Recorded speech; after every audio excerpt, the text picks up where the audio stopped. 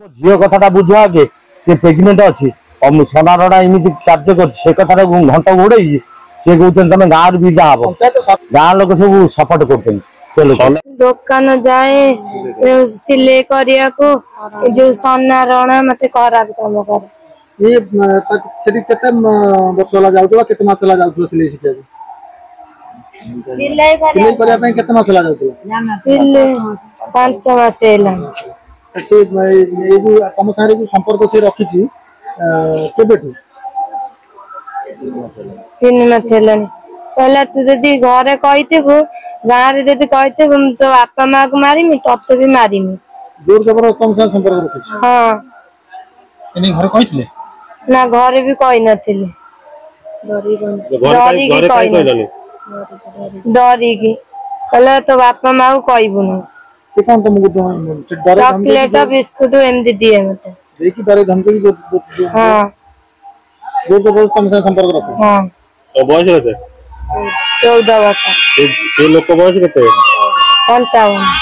ସିଲେଇ କରିବାକୁ ଯାଏ, ଆଉ ବିସ୍କୁଟ ଆଉ ଚକୋଲେଟ ଇଏ ଆଳପ ଦେଖେଇକି ଆଉ ତାକୁ ତା ଇଜ୍ଜତ ମତ ସବୁ ଦେଇଯାଇଛି।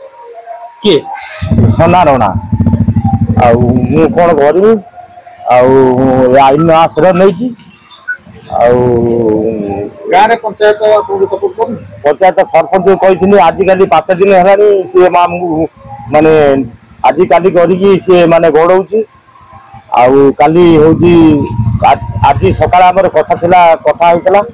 ତାପରେ ଆଉ ମାରଧର ରାତି 11ଟାରେ ଆସି ମତେ ଆମ ଗାଁ ଲୋକ ସବୁ ବିରଜା ମହାନ୍ତି ଆଉ କୁଶରଣା ମାରଧର କଲେ, କହିଲେ ତମେ ଠାକୁରାଣୀ। ଆଉ ମୁଁ କହୁଛି ମୋ ଝିଅ କଥାଟା ବୁଝ ଆଗେ।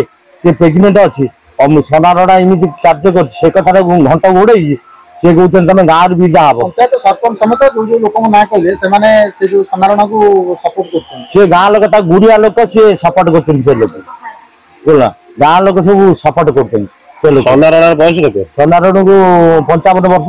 ଆପଣଙ୍କ ଝିଅ କେତେ ବୟସ? 14 ବର୍ଷ। ଏବେ କଣ ଚାହୁଁଛନ୍ତି? ତାକୁ ଆମକୁ ନ୍ୟାୟ ଦରକାର, ତାକୁ ଫାଶୀ ହବା ଦରକାର।